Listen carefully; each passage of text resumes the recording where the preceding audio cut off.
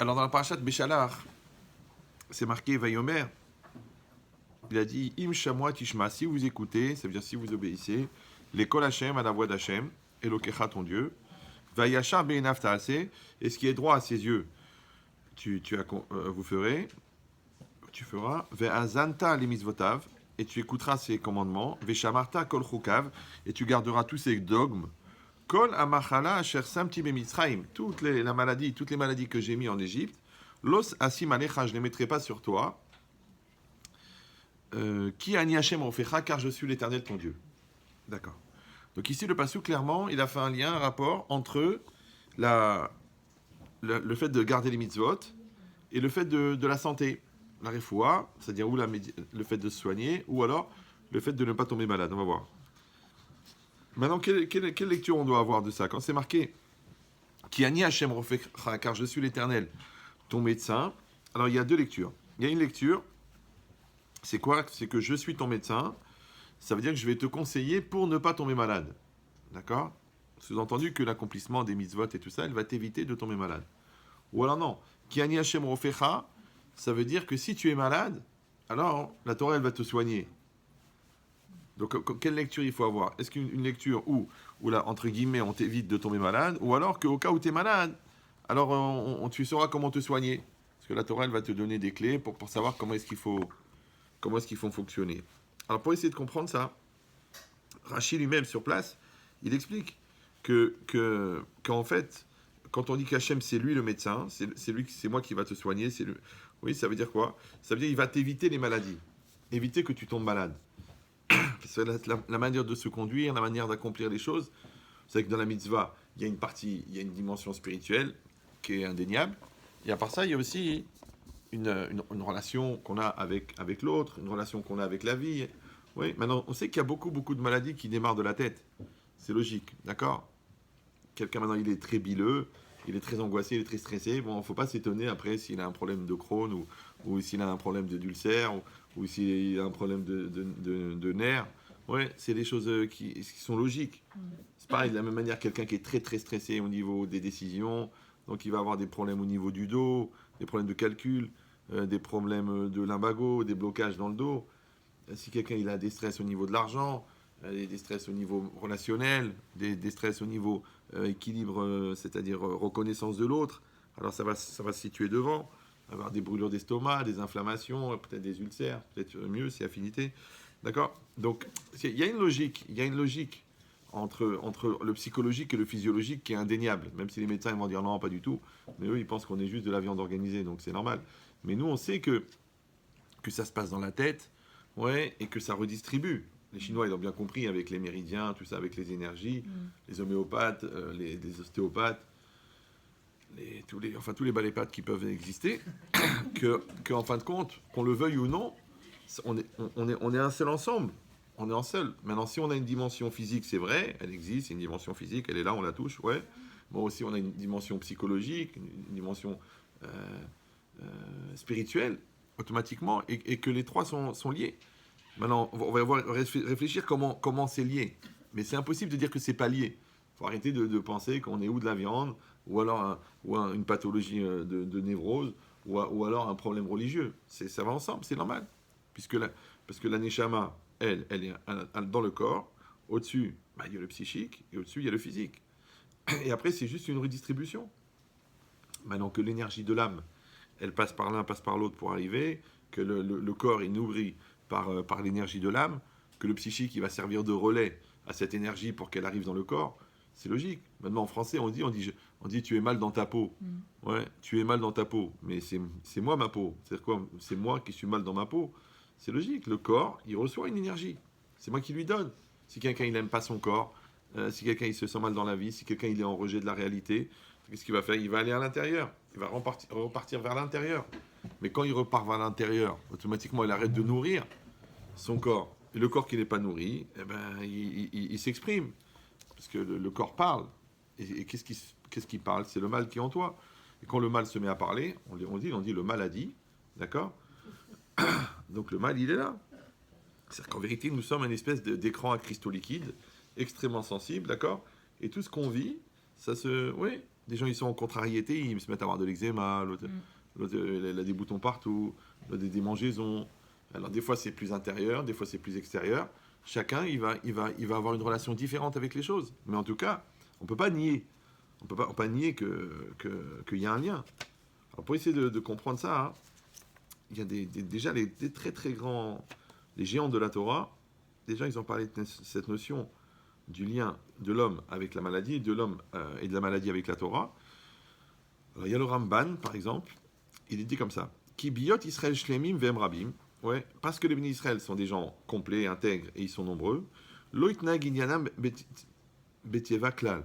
Il dit leur sujet, leurs attitudes, leur vie n'ont aucun rapport avec la nature. Lui, il a carrément une lecture extrême que nous sommes des anges, des êtres spirituels. L'eau bégoufam, ni dans leur corps, ni dans leur être intérieur. Veyassir machala mikirbam, et que Hachem, il enlèvera la maladie de leur sein. Il dit, chez lui, les refait au point qu'ils n'auront même pas besoin d'aller chez le docteur. Vélo li shamer bederech darkarifot klal, ils n'ont pas du tout à se garder de la manière médicale. Comme c'est marqué dans le passage, qui a ni Hachem ofecha, parce que c'est moi l'Éternel, ton médecin. Et comme ça, ils faisaient les gens les justes à l'époque de la prophétie. Donc c'est à l'époque où on avait un intermédiaire direct avec Hachem, c'était le prophète. Qui karam avon shichalou, même lorsqu'il arrivait une faute qui entraînait qu'ils tombaient malades, loïdreshu berofim, ils n'allaient pas interroger les médecins. Rak benevim, ils allaient voir un avis. Il a dit voilà, j'ai mal là, j'ai mal là, j'ai mal là. Et le navi, il savait dire, eh ben, tu as fait telle et telle bêtise, c'était la vera, c'est ça son problème, et tu vas te soigner. J'ai déjà raconté cette anecdote avec le Harizal. Je ne sais pas si vous vous rappelez avec l'épaule. Ça vous dit quelque chose? Non, ça vous dit rien. Alors le Harizal, il était très jeune, et il arrive à Tibériade, et les gens venaient commencer à le consulter. Et quelqu'un a dit à un Rav, tu sais, il y a un nouveau jeune, un tzaddik, et tu devras aller le voir. Il lui a dit, mais qui c'est? Il a 30 ans, qu'est-ce qu'il va m'apprendre celui-là? Ouais. Bon, il a dit, vas-y quand même. Il a été. Et quand il a été là-bas, alors il est venu devant leur Harizal, donc les gens faisaient la queue, et chacun il demandait des brachot, des conseils. Alors lui, il est venu comme ça, il a dit, bon, je voudrais une bracha. Alors le Harizal, il a dit, tu as mal à l'épaule? Il a dit, oui, c'est vrai, j'ai mal à l'épaule. Alors, il a dit pourquoi? Il a dit, alors le Harizal lui a dit, tu as mal à l'épaule parce que quand tu finis de manger, tu fais pas le Birkat Amazon tout de suite, tu fais des choses, tu fais autre chose, tu t'amuses. Et après, une heure après, tu dis, tiens, en fait, le bon Dieu, il existe, donc tu fais le Birkat. Ah bon? Il a dit, comment tu sais que ça a un rapport avec le Birkat? Il a dit, parce que dans le Shulchan Aruch, dans le Mechaber, c'est marqué, Ve'achar sheyochal, après qu'il a mangé, Techef yevarech, tout de suite, il doit prier. Et Techef, c'est la même lettre que Ketef. Et Ketef, c'est l'épaule. D'accord? Maintenant, ça devient très compliqué parce que c'est pas qu'il a pris un texte de la Torah ou un texte des prophètes. Il a pris un texte du Shulchan Aruch. Je sais pas si vous me suivez. C'est-à-dire que le Shulchan Aruch, quand il a écrit la halacha, la loi, Mina Shamaim, il a choisi ce mot-là parce qu'il aurait pu dire Miyad au lieu de dire Techef. Ça veut dire la même chose. Ouais. Mais il a dit Techef. Et Techef, c'est l'épaule. D'accord? Il a dit Ketef, parce que Ketef, c'est l'épaule et Techef, c'est tout de suite. D'accord? Donc maintenant, après la Chochma du Harizal, qu'il a vu que c'était à cause de ça qu'il avait mal. Parce qu'il y a 1 million de raisons. Tu as soulevé un paquet, tu supportes ta femme toujours aller sur ton épaule. Ouais. Donc, il y a beaucoup de raisons d'avoir mal à l'épaule. Mais il a su que c'était ça. Alors, qu'est-ce que tu vois? Tu vois une attitude spirituelle, une négligence de la spiritualité, qui a une retombée physiologique. C'est bizarre. Donc ça, c'est la lecture du Ramban. D'accord? Bon, et il explique, mais même quand c'est marqué dans la Torah, Verapo Irapé, quand il y a un dommage, la Torah elle dit que tu dois rembourser plusieurs choses. Si tu as endommagé quelqu'un, tu dois payer la perte du membre, au cas où, tu dois payer aussi le chômage, si à cause de ça il ne peut pas travailler, tu dois payer la douleur, tu dois payer la honte, et tu dois payer aussi la médication. D'accord? Et là-bas, c'est marqué Verapo Irapé, et il le soignera. Alors la Gemara, elle dit, Mikan, chez Moutar, les Rofim, les Rafpot. De là, on voit que les médecins ont le droit de soigner. D'accord? Alors il dit, alors je comprends pas. Et lui-même, il dit, mais je comprends pas. Si on dit qu'un juif, entre guillemets, il va pas chez le docteur, alors comment ça se fait que c'est marqué? Alors il dit, parce que c'est un problème de niveau. que si quelqu'un, normalement, quand il a mal quelque part, eh ben, il doit s'adresser à Dieu. Mais Nahagou, il a dit, mais comme ça, les gens ont pris l'habitude, d'accord, en baissant de niveau, de, de s'en remettre au médecin. Donc, maintenant qu'on s'en remet au médecin, hein, alors le médecin, il a le droit de soigner. Vous voyez la lecture? D'accord. Ça, c'est le Ramban, parce qu'il dit chez Gvar Nahagou, parce que déjà maintenant, ils ont pris l'habitude de s'adresser. Le Rambam, Maïmonide, donc lui, il a une autre lecture, complètement. Ouais, en résumé, parce que c'est un peu long en hébreu, il dit, par exemple que Shlomo Amelech, il avait écrit un Sefer Refuot, un livre de médication, et ensuite, ce livre, il a été caché par un prophète, parce qu'il a vu que les gens, au lieu de s'adresser à Dieu, ils prenaient le livre. Oui, ils voyaient qu'est-ce qu'il fallait faire, ils appliquaient, donc sous-entendu, ils n'avaient plus besoin de Dieu. Et le Rambam, il dit, c'est pas normal. Il a dit, Hachem, il a donné une chorma, qui s'appelle la médecine, et qui vient combler un manque, comme quelqu'un, il a faim. Par exemple, c'est que c'est une maladie très répandue, la faim. Ouais, FAIM. C'est une maladie répandue. Et Hachem, il a créé un médicament qui s'appelle le pain. Maintenant, quand tu manges, tu te soignes de la maladie. Maintenant, de la même manière qu'il a créé le pain pour te soigner de la faim, ben, il a créé, je sais pas moi, le Doliprane, c'est mauvais pour la santé. Mais bon, un autre médicament qui va te soigner. Et c'est bien. Même des gens me disent, ouais, vous savez, je suis très embêté et tout ça. En fait, je suis bipolaire et tout. Je dis, mais vous avez un traitement? Oui. Et le traitement, il marche bien? Oui. Mais je voudrais l'arrêter, j'en ai marre. Je dis, mais si ça marche bien. Donc, il a un dérèglement il prend de l'insuline. Toi, tu as un dérèglement, et tu prends et si ça marche bien et que tu n'as pas d'effet secondaire, tu ne vois pas Avram Israkiakov qui monte à la Torah et tout, il faut continuer à le prendre. Oui, mais pourquoi je suis comme ça? Je voudrais faire différent. Je fais attention parce que les gars, ils arrêtent. Après, ils deviennent fous, ils jettent leur gosse par la fenêtre. Ouais, parce qu'ils ont arrêté le traitement. Donc, ça veut dire qu'il y a une réalité physique que toi, tu as besoin de ça. D'accord? Donc, ça, c'est la lecture du Rambam. Que Hachem, il t'a créé avec un manque. D'accord? Ou un manque avec lequel on t'a créé, ou que toi-même tu as créé, parce que c'est les lacunes à l'école, ben, ça fait rater le bac, et les erreurs dans la santé, ça provoque des problèmes cardiovasculaires. Ouais, c'est normal, parce qu'après ça dépend, ce que tu manges, comment tu dors, comment tu gères les problèmes, quelle relation tu as avec la réalité, chacun y décide de se rendre malade ou non. Oui. Donc ça veut dire que les deux lectures du Rambam et du Ramban, a priori, elles sont vraiment pratiquement en contradiction. Parce qu'un il va dire mais, qu'un juif n'a rien à voir avec le docteur, lui, il doit directement faire teshuva et s'adresser à Dieu, et l'autre, il va dire pas du tout, c'est Hachem, il a donné cette chorma, donc elle doit être en application. Alors on va voir dans quelle mesure est-ce que les deux s'entendent. Alors pour comprendre ça, il faut remonter de très loin, avec cette référence qu'on ramène souvent, quand c'est marqué dans le Zohar, que Hachem, quand il a créé le monde, il stakel boraïta ou baralma. Il a regardé dans la Torah, il a créé le monde. D'accord? Ça veut dire quoi? Ça veut dire que toute la réalité du monde, elle n'est que la projection de ce qui est écrit dans la Torah.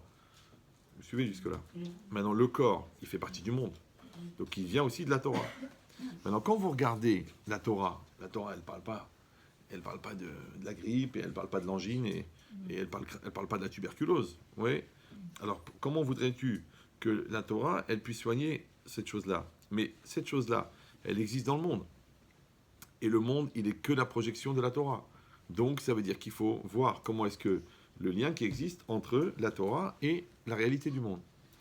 Maintenant, quand on regarde la Torah, principalement, elle est faite des mitzvot. Il y a 365 mitzvot négatives. 365 fois, la Torah, elle a dit ne fais pas cela. Et 248 fois, la Torah, elle ordonne fais cela. Maintenant, on sait que les 248 mitzvot positives, elles correspondent aux 248 membres. D'accord? Et que les 365 interdits, ils correspondent aux 365 nerfs et artères. D'accord? Ça veut dire qu'il y a une relation directement entre le corps physique d'une personne, en fin de compte, qui contient 613 éléments, d'accord?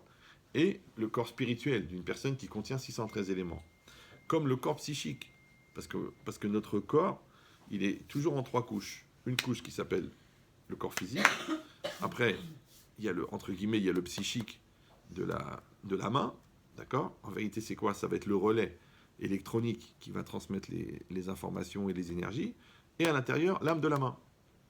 Maintenant, quelqu'un qui a perdu la main, par exemple, pas parce qu'il a perdu l'habitude, mais parce qu'il a été coupé, d'accord? Il y a ce qu'on appelle le syndrome du manchot. C'est très intéressant. c'est des gens qui ont perdu le bras, mais ça les gratte au bout du doigt. Il n'y a pas de doigt. Ouais. Alors, il y a deux lectures. Il y en a qui pensent qu'en fait, tous nos membres, en vérité, ils sont connectés avec le petit cervelet, là, et la connexion, elle est restée, malgré que la main a disparu. Donc, l'impulsion, elle est toujours là. Donc, après l'impression que ça gratte, en vérité, elle est ici, elle n'est pas ici. Ça va toujours.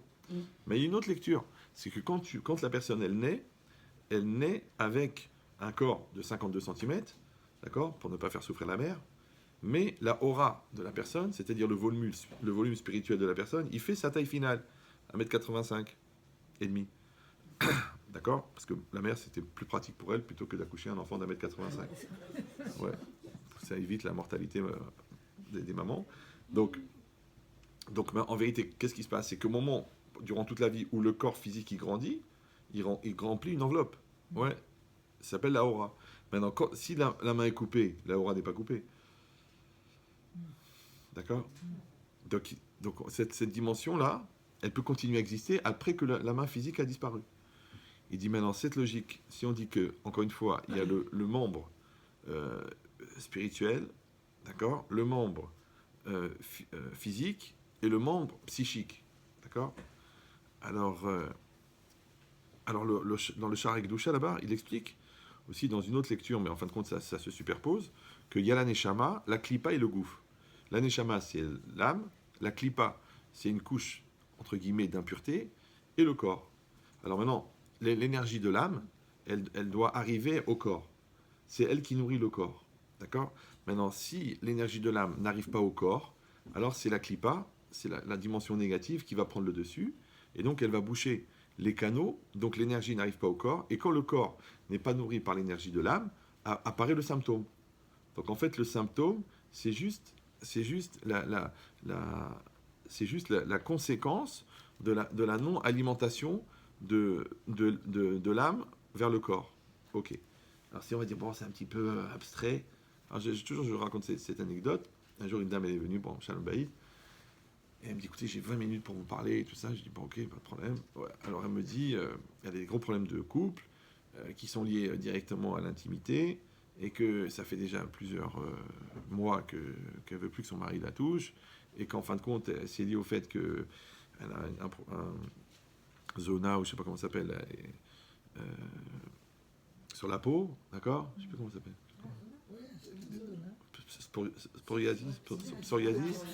Psoriasis très très étendue sur le corps, et que donc ça la démange, et qu'elle pense que ça dégoûte son mari, et qu'à cause de ça, elle veut plus que son mari la touche et tout. Je dis, mais vous, les problèmes de peau, vous en avez depuis longtemps? Elle m'a dit, oui, depuis l'âge de 12 ans. Ah, d'accord. Et en vous mariant, vous en aviez? Oui, c'est moins étendu. Et après, ça a augmenté de plus en plus. Ah bon, alors qu'est-ce que vous avez vu, bien sûr, un dermato?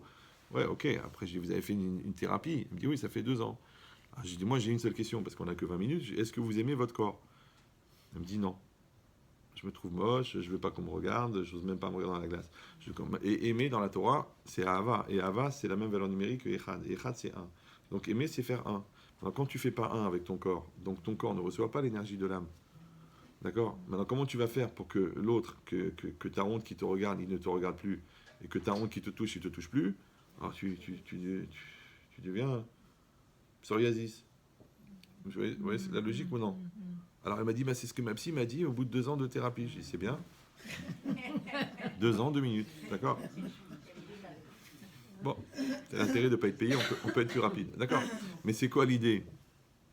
L'idée, c'est quoi? C'est que la personne, en fin de compte, elle n'a jamais fait ce calcul-là, qu'elle, déjà, elle est en rejet. Pourquoi? Parce qu'en fin de compte, elle regarde le symptôme comme étranger à elle. Genre, il y a moi et il y a le symptôme. Mais non, mais toi et le symptôme, vous êtes liés.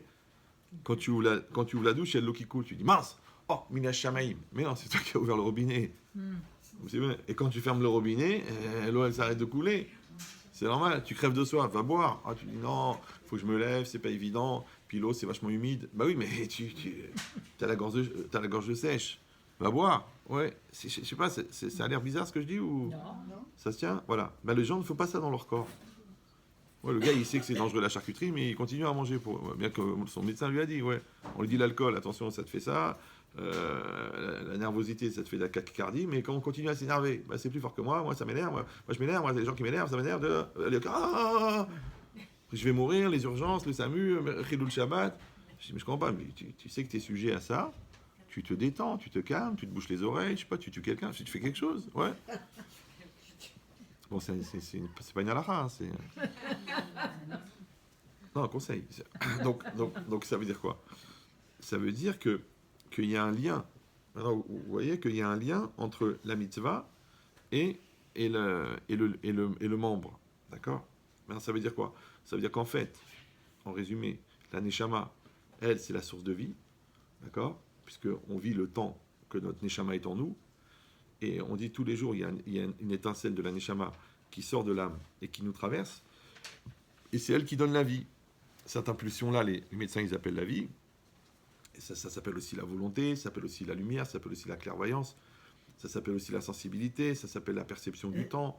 Tout ça, c'est produit par la neshama. Mais en tout cas, quand cette énergie, elle me traverse, et elle arrive dans mon psychique, c'est moi qui va décider de combien est-ce qu'elle va participer à mon physique. D'accord? Parce que je suis heureux de ce que je fais, parce que je suis bien dans ma peau, parce que je suis investi dans mes choix, parce que je mange avec plaisir, ou je mange avec l'angoisse, ou parce que je travaille avec plaisir, ou je travaille avec l'angoisse. Donc, qu'est-ce qui va se passer? C'est que c'est comme un peu la sueur. La sueur, c'est bon, parce que ça élimine des toxines. Mais imagine quelqu'un, alors Léno, il a une maladie de peau, toutes les pores sont fermées. Donc les toxines vont rester dedans. Bah, de la même manière, quand je vais vers l'extérieur, je parle, par exemple, j'ai un problème, j'en parle, j'exprime. Les gens qui n'expriment pas, qu'est-ce qui se passe? Ils tombent malades. Pourquoi? Parce que c'est comme de la sueur, c'est des toxines à éliminer. Il y a un choc post-traumatique, donc on fait une thérapie post-traumatique. Donc tu parles. Les gens qui ne parlent pas, qu'est-ce qu'ils font? Ils pourrissent à l'intérieur. Maintenant, le problème, c'est que l'extérieur et l'intérieur ne fonctionnent pas de la même manière, parce que le monde extérieur est limité. D'accord? Le monde intérieur n'est pas limité. Donc quand tu exprimes une angoisse, elle prend une taille. Mais quand tu ne l'exprimes pas, elle se développe à l'infini, puisqu'il n'y a pas de limite à l'intérieur. Et plus ça se développe, plus après tu deviens solidaire de ta souffrance. Après tu deviens complice de ta dépression. Ouais. Et après tu deviens acteur de ta dégénérescence. Pourquoi, encore une fois? Parce que tu as pas pris cet effort d'exprimer. D'accord? Ça, c'est dans le négatif. Mais dans le positif, c'est pareil. Si tu réalises pas les projets, si tu ne te lèves pas le matin, si tu t'accomplis pas dans ton couple, tu t'accomplis pas dans ta famille, donc cette énergie-là qui est en toi, elle ne sort pas. Comme elle ne sort pas, tu n'as pas la résonance de la réalisation. Parce que quand tu l'exprimes, en français, on appelle ça la satisfaction d'être, d'accord? Ce qui se trouve être en plus la joie, d'accord? Et la joie, ça nourrit. Maintenant, comme l'angoisse, ça pollue, la joie, ça nourrit. Maintenant, si toi, tu arrêtes la joie et tu augmentes la pollution, c'est normal. Ouais, qu'après, ça va boucher les canaux existentiels au point que toi-même, tu vas te demander, mais qui t'a cholestérol? Ouais, c'est ça. Parce que qui Adam ou un nefesh, le sang, la Torah dit qui Adam ou un nefesh, mais le nefesh, c'est le psychique. Mais en même temps, c'est la vie. Et le sang, il passe par les artères. Et les artères physiques, ils représentent les artères psychiques. Donc si les artères physiques sont bouchées par le surplus de sucre que tu gardes, et c'est quoi le sucre que tu gardes? C'est un sucre qui doit être consommé dans les efforts. Mais si tu le gardes parce que tu as peur d'en manquer, il bouche les canaux. C'est comme l'argent, il faut le dépenser, ça amène un autre argent. Tu dis non, je le garde, mais il dévalue. C'est fait pour être dépensé, l'argent. Et l'argent amène l'argent. Tu dis non, on ne sait jamais, il faut prévoir pour les vieux jours et tout ça. Mais ça sert à rien. Parce que le gars, il a gardé 100 millions d'euros, manque de peau, le pays, révolution, il change de monnaie. Il se retrouve avec des dinars marocains, il ne comprend pas ce qui lui arrive. Ouais. Donc ça veut dire que, en fin de compte, il y a un mouvement dans le monde qui s'appelle l'existence. Ouais, comme tu manges, tu digères, tu prends des forces, tu vas aux toilettes, c'est un mouvement. Tu gagnes de l'argent, tu le dépenses, tu en regagnes, tu le dépenses, c'est normal. Tu vas, tu t'approches, tu rigoles, enfin, on passe un bon moment, on va dormir, on se réveille, on passe un bon moment, on va dormir. C'est un mouvement. Donc ce mouvement-là, il est significatif de la vie et il est générateur de vie. À chaque fois que tu arrêtes le mouvement, paf, les toxines. C'est pour ça qu'à l'époque, je vous avais dit ce qu'il m'avait expliqué le Rav Mohamed. Vous vous rappelez ou non? Non. Non? Vous l'avez pas connu? C'est pas nous. Bon. C'était un chauffeur de taxi, il s'appelait Mohamed, et moi j'aime bien parler avec les taxis, tout ça. Je lui ai dit, mais pourquoi vos voitures à vous, elles font 1 million de kilomètres, et nous, elles font 200 000 et on fait le gomel? Ouais. Pourquoi? Il m'a dit, je vais t'expliquer, monsieur. C'est très simple. Vous, votre problème, c'est que votre voiture, elle s'arrête. Nous, nos voitures, on est trois chauffeurs, donc on fait les 3-8. Donc elle ne s'arrête jamais. Ouais. Maintenant, une voiture, quand tu roules, l'huile du carburateur, l'huile du moteur, elle contient des agents gras. Maintenant, tant que la voiture elle roule, l'huile est en mouvement. Donc les agents gras, ils ne se déposent pas. Mais quand tu arrêtes la voiture, les agents gras, ils se déposent. Et quand ils se déposent, par exemple, sur le réceptacle du piston, donc ils se déposent, ils sèchent, ils deviennent durs et ils déforment la chambre du piston. Après, quand tu redémarres le piston, il tape sur quelque chose et il se déforme, il casse le piston. Et là, tu coules une bielle. Alors que nous, comme on ne s'arrête jamais, donc jamais le gras il se pose. Comme il ne se pose pas, la voiture elle ne s'use pas. Donc on roule de 1 million de kilomètres. Je lui dis, Kola Kavod, Rab Mohammed. Tu m'as fait comprendre comment les toxines elles se déposent dans les circuits existentiels. Comment les toxines ils se déposent dans les circuits psychologiques. Comment les toxines elles se déposent dans les circuits du couple. Comment les circuits se déposent dans les circuits de la religion. Parce que tu arrêtes le mouvement. Dès que tu arrêtes le mouvement, ça se dépose. Et ça se dépose, ça bouche. C'est comme ça que les tuyaux d'eau se bouchent. Parce que dans l'eau, il y a du calcaire. Si vous les avez ouverts tout le temps le tuyau, il ne va rien arriver. Mais si vous le fermez, l'eau, elle se dépose. Quand elle se dépose, elle s'évapore. Qu'est-ce qui reste? Le calcaire. Ça veut dire que dans tous nos projets, l'énergie existentielle qu'on génère, elle contient aussi des calcaires. Comme elle contient des toxines, elle contient des éléments positifs, elle contient des éléments négatifs, c'est normal. Tant qu'on est dans le mouvement, la fluidité, elle règle les problèmes. Ouais. Mais dès qu'on arrête le mouvement, ça se dépose. Et là, ça commence les problèmes. Comme le corps. Ça, on dit toujours buvez, éliminez, bougez, faites des efforts, faites du sport, moins 3/4 d'heure de marche pas par semaine, faites tous les 2 jours, levez-vous, asseyez-vous, ne restez pas dans une position. Mais c'est quoi? Si le mouvement physique, il est bon pour la santé, le mouvement psychique aussi, il faut réfléchir, se casser la tête, avoir des projets, développer des choses, utiliser sa mémoire, faire des mots croisés, s'occuper d'une association. Il faut que ça bouge à l'intérieur. Et dans la spiritualité aussi, c'est pareil. Améliore ta prière et des projets dans le spirituel. Améliore ta relation avec le divin. Dans chaque chose, si ton couple il est en mouvement, il n'y a pas de routine. Si ta relation avec l'enfant elle évolue, c'est parce que l'enfant il grandit, donc tu t'adaptes. Donc chaque fois qu'il y a du mouvement, il y a de la vie. D'ailleurs, la preuve, c'est comment on connaît les morts, c'est qu'ils ne bougent pas. Même de leur vivant. Ouais. Par contre, quand il bouge, tu vois qu'il est vivant. Parce que si tu commences à croiser des morts, ce qu'on appelle le métro parisien, c'est autre chose. D'accord? Maintenant, si c'est ça, vous avez compris en fin de compte que la Neshama, en fin de compte, elle est faite de 613 éléments. Et la Torah, elle est faite de 613 éléments. Maintenant, c'est pas par hasard. C'est pas par hasard que la Neshama, elle est divine, et que la Torah, elle est divine. Ça veut dire que l'énergie, en fin de compte, de l'âme, c'est la mitzvah. Maintenant, tu prends de la vitamine C, tu prends de la vitamine téphiline, tu prends de la vitamine Nerot, Shabbat, tu prends de la vitamine Kashrut, où tu dis non, j'ai pas besoin de vitamines. Il y a des carences. C'est des carences. Ouais. Maintenant, si tu comprends la logique des carences, parce que tu manques de sels minéraux, tu manques, j'en sais rien, de trucs, et tu comprends pas les carences de ta neshama. Mais c'est la neshama qui nourrit le corps. Donc quand il te manque au niveau de l'âme, automatiquement il te manque au niveau du corps. Toujours je raconte, Baba Saleh, une fois il était à Buissière, et il faisait Tarnit Afsaka. Il avait l'habitude, lui, de samedi soir à vendredi soir de jeûner. Je sais pas si vous... C'est 7 jours. Nous on fait Kippour, hein. On rêve de Nespresso, ouais. Et lui il jeûnait une semaine, ouais. Et il était assis là-bas tranquille. Alors il y a un rab, il l'a vu, il a dit écoute, c'est honteux, faudrait mieux que tu manges, comme ça tu pourrais étudier la Torah et tout ça. Il a dit pourquoi tu crois que je suis fatigué? Il a dit viens tous les deux, on sort, on fait un 100 mètres. Pourquoi? Parce que lo ala lechem levado ichi adam et la motzi shpi Hashem. Ouais, un homme ne va pas vivre avec le pain, ouais, mais avec ce qui sort de la bouche d'Hachem. C'est-à-dire le ratzon Hachem, la volonté d'Hachem. D'accord? Mais après c'est toi. C'est-à-dire que même quand tu manges un fruit, en fait tu te nourris de l'énergie du fruit. Ouais. Et l'énergie du fruit, c'est quoi? C'est la volonté qu'a Hachem que ce fruit nourrisse. Bien sûr. Et ça, c'est lié au psychique aussi. La preuve, c'est que quand tu manges sans le moral, ça ne te nourrit pas. Quand tu es enrhumé, tu ne sens pas les goûts. Et quand tu es angoissé, tu n'as pas envie de manger. Pourtant, ça fait une semaine que tu n'as pas mangé. Tu dis, j'ai pas envie de manger. Le mec, il vient de perdre sa mère. Tu dis, on se fait une choucroute. Tu dis, je peux pas, j'ai le ventre noué. D'accord. Donc, c'est quoi l'idée? C'est que tu vois bien que, de la même manière que tu vas aller chercher l'énergie spirituelle qui est à l'intérieur du fruit, à plus forte raison, tu vas aller chercher l'énergie spirituelle qui est à l'intérieur de la mitzvah. Et quand c'est pas nourri, donc le circuit, il est cassé. Donc ça s'arrête. D'accord. C'est comme si tu arrêtes d'alimenter ta chaudière en eau. Eh ben, elle va exploser. Il faut mettre de l'eau. Comme tu mets de l'essence dans la voiture. Tu dis pas, attends, je l'ai payé 30 000, je vais en plus mettre le plein. Ben, c'est une voiture, il faut la nourrir. Ouais. Il y a cette logique-là. Vous avez compris maintenant.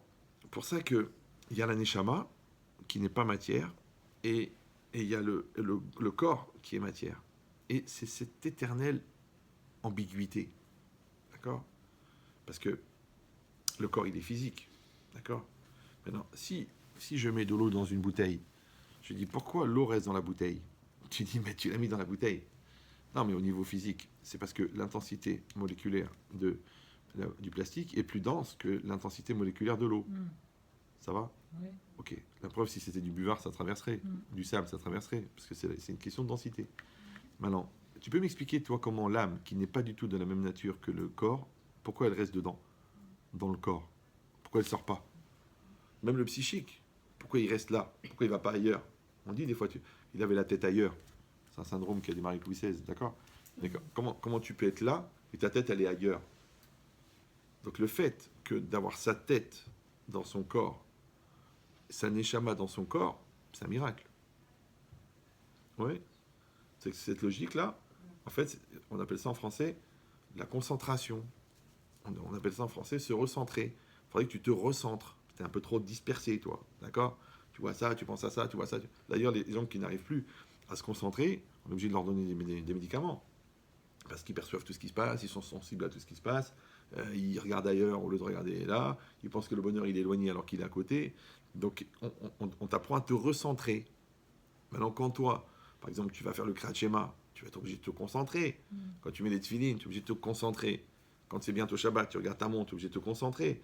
Donc en fait, la mitzvah, elle t'oblige à garder en tête perpétuellement le lien que tu entretiens avec la réalité. En même temps, tu dois toujours demander, mais qu'est-ce que la Torah elle attend de moi? Qu'est-ce qu'Hachem il en pense? Qu'est-ce qui est marqué dans le Shulchan Aruch? Donc en même temps, tu gardes le lien avec la Neshama. Donc tu es lié à ta Neshama d'un côté, ça s'appelle la conscience spirituelle, et tu es lié à ta réalité, ça s'appelle la conscience mentale. Et les deux ensemble, ils sont en toi.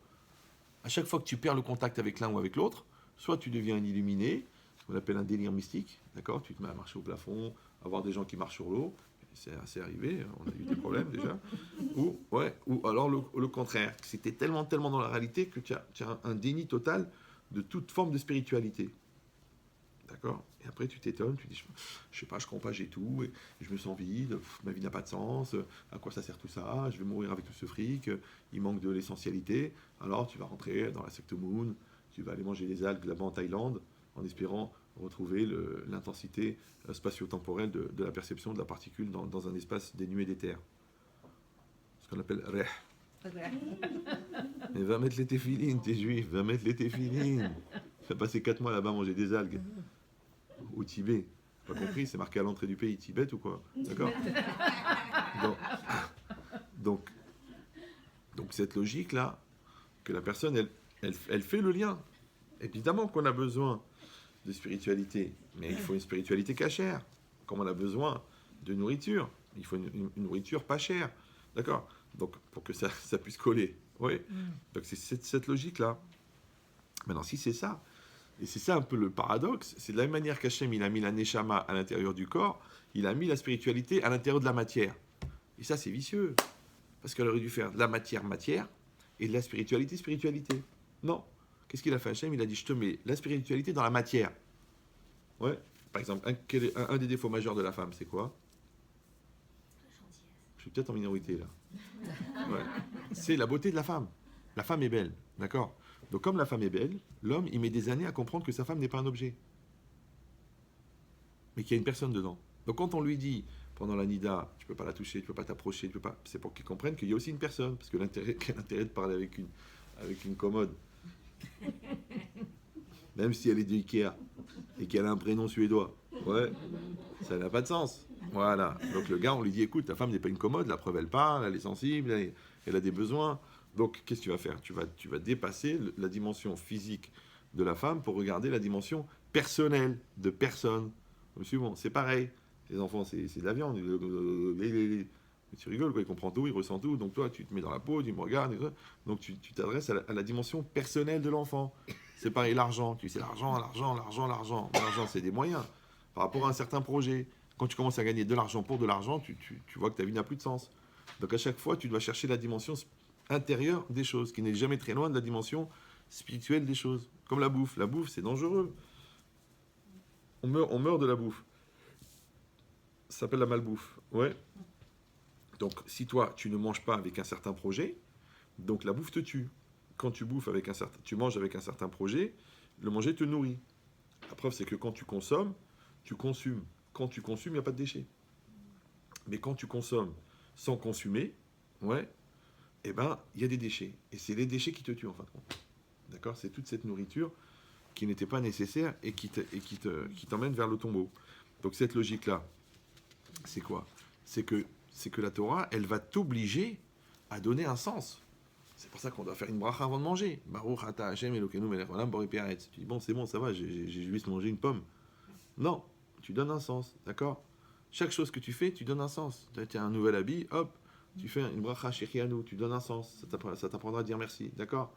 Tu gagnes au loto, tu donnes le maaser, d'accord?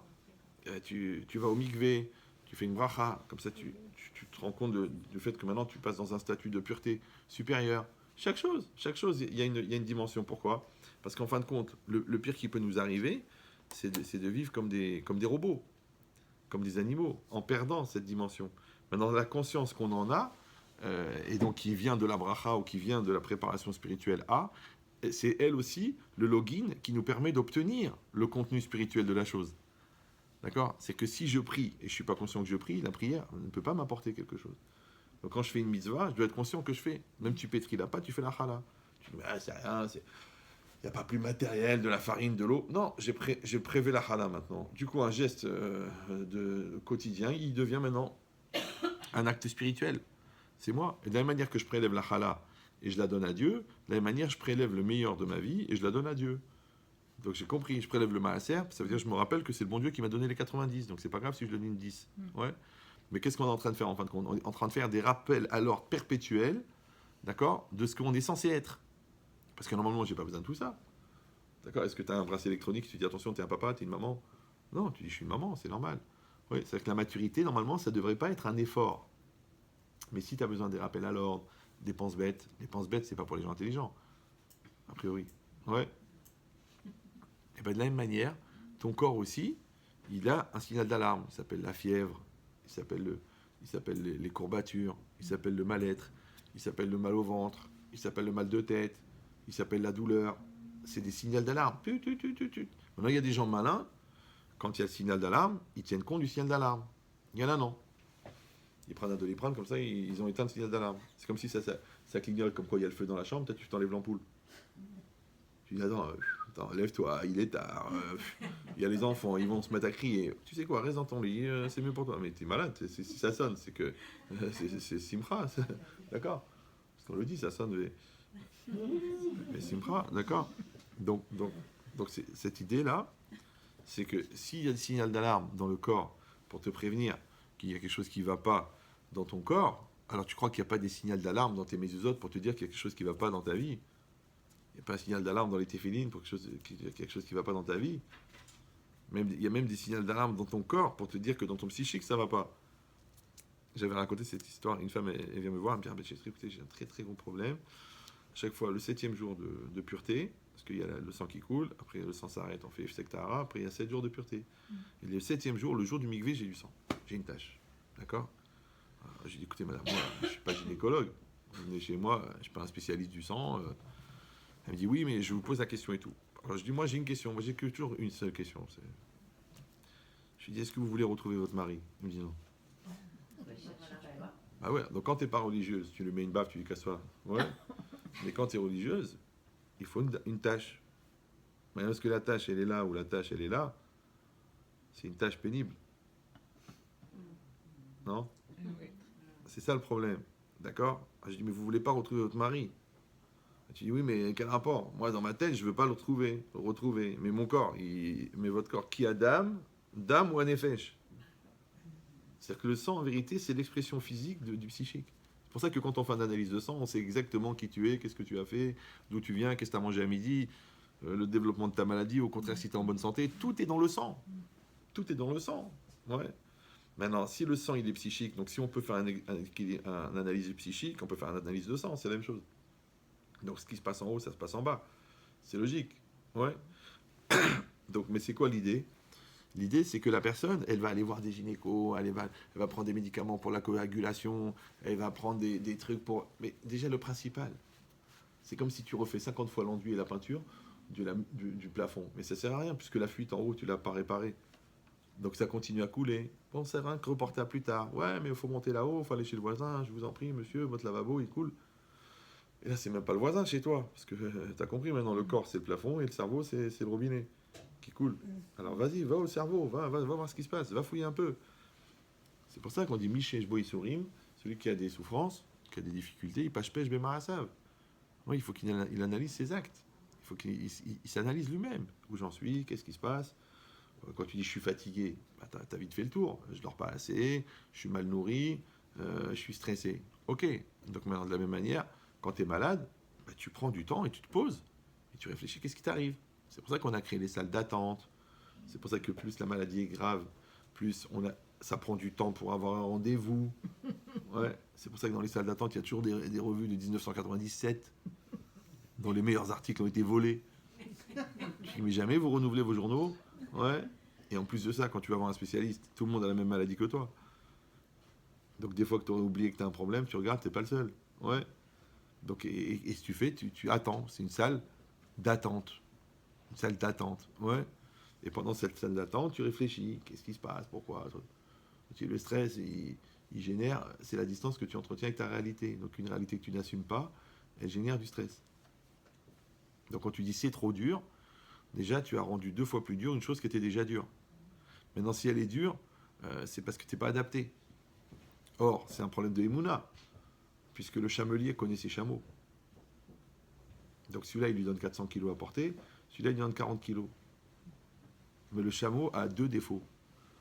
Premier défaut, c'est qu'il refuse sa charge. Deuxième défaut, c'est qu'il compare sa charge avec la charge de l'autre. Il dit, ouais, pourquoi il a 40 kilos, lui? Et moi, j'ai 400 kilos. Pourquoi j'ai une femme comme ça? Sur le dos? En tant que chameau? Ouais. Ouais. Et tu dis, ça, c'est ça ton problème. Toi, tu acceptes ta charge. Parce que tu as une émouna que Hachem ne te donne jamais une charge que tu ne peux pas porter. Mais c'est sûr qu'une charge que tu refuses de porter, elle est 2 fois plus lourde qu'une charge que tu veux porter. Pourtant, c'est le même poids. Ça, c'est une loi physique que j'ai jamais compris pourquoi les physiciens n'en tiennent pas compte. C'est que le poids d'un objet dépend de la motivation que tu mets à le porter. Absolument. J'ai dit, écoutez, 40 kilos, c'est 40 kilos, 40 kilos, c'est 40 kilos. Mais c'est faux. C'est faux. Ton bébé, tu peux le porter pendant des mois, en courant. Mais le bébé de la voisine, ouais, qui est peut-être le fils de ton mari. Ah, mais c'est compliqué. Donc c'est presque un demi-fils, d'accord? Ouais. Non, c'est rien, c'est pour l'ambiance. D'accord. Donc, tu peux pas le porter. Non seulement tu peux pas le porter, mais même tu peux même pas le supporter. D'accord? Parce que c'est un corps étranger, alors que celui-là, il sort de toi. Maintenant, c'est quoi un corps étranger? C'est un corps étranger à toi. D'accord? Maintenant, tu es étranger à quelque chose parce que la chose, elle est étrangère à toi, ou tu es étranger à quelque chose parce que tu refuses de t'identifier à la chose. D'accord? Donc, quand tu refuses ton travail, ça devient un corps étranger. Quand tu refuses tes enfants, il devient un corps étranger. Quand tu refuses ton corps, il devient un corps étranger. Quand tu refuses ton mazal, il devient un corps étranger. Quand tu refuses ta chance, il devient un corps étranger. Et un corps étranger, tu le supportes. Alors qu'un corps personnel, tu le portes. Donc quand tu dis je ne supporte plus rien, ça veut dire que tu es étranger à tout. Alors que normalement, tu dois faire le contraire. Tu dis, je supporte tout. Je suis bien avec tout, je suis bien avec tout le monde. Ben, il fait beau, ben, je suis content. Il pleut, je chante. Ça se fait, chanter sous. Ouais, y a pas de problème. Ben, je suis jeune, ben, j'ai la pêche. Ben, je suis moins jeune, je fais avec ce que je peux. Voilà, j'ai 2 heures d'autonomie, ben, j'en profite. Je dis pas, ah, à l'époque, à l'époque, à l'époque. Laisse tomber, il y a déjà un radio nostalgique, si tu as besoin encore. Ouais. Donc cette logique-là, que la personne, elle va avoir un rapport avec son présent, puisqu'il a accepté, qui va la nourrir. Donc tu vas nourrir. Un petit brin de soleil, tu retrouves la pêche. D'accord? Mais le contraire, toi tout va bien, et tu dis oui, mais j'ai la jupe qui s'est déchirée. Oui, mais la couleur, elle est un peu passée. Mais tu es dans une maison, l'autre il est SDF, de quoi tu te plains? Ouais, mais tu comprends, moi je voulais un 600 mètres carrés, il m'a acheté un 450 mètres carrés, avenue Flandrin. Il dit merci. Tu aurais pu être à Gif-sur-Yvette, au 6e étage d'un HLM avec rempli de pipi. Tu dis, ouais, mais tout de suite les extrêmes. Mais moi, je donne les extrêmes pour que tu comprennes du premier coup. Je peux faire la nuance. Et tu comprendras du deuxième coup. C'est tout. Ouais. Donc cette logique-là, en fait, c'est quoi? Vous avez compris que quand c'est marqué que En Adam met et Ken roté, elle ne meurt que s'il a fauté. Ouais, parce que les gens, ils voient la mort, la mort. Non. C'est quoi la mort? La mort, c'est la fin de la vie. D'accord? Voilà. Maintenant, quand vous plantez une graine, vous savez que cette graine, elle va pousser, elle va donner une fleur. Après cette fleur, vous allez la prendre ou ne pas la prendre. Elle va se faner, elle va mourir. C'est un cycle. C'est normal. Même cette fleur, elle s'est nourrie des énergies des fleurs d'avant qui sont dans la terre. Donc ça ne veut rien dire la mort, parce que la mort, elle naît de la vie. D'accord? Premièrement. Mais d'un autre côté, la mort, c'est lié à la matérialité, parce que l'âme, elle ne meurt pas. D'accord? Donc, en fait, mon âme qui est immortelle, elle est contenue dans un corps mortel. Donc la question est de savoir comment je vais optimiser ce temps limité pour faire de l'immortalité. Tu dis, mais l'immortalité, j'ai pas besoin de la faire, parce que de toute façon, je l'ai en moi. Oui, mais le problème, c'est que je suis étranger à ça. Pourquoi? Parce que entre mon corps qui est mortel et mon âme qui est immortelle, j'ai mon jeu, mon psychique, mon moi, mon moi en tahitien. Ouais. Donc maintenant, tout le challenge, c'est de savoir est-ce que ma personne va devenir immortelle? Mais que mon âme va être immortelle, il n'y a pas de question. Que mon corps est mortel, à part des rares exceptions où le corps il est monté au monde futur, très très rares exceptions, mais tous les autres, il disparaît. C'est normal, parce que rien ne se crée, rien ne se perd, tout se transforme.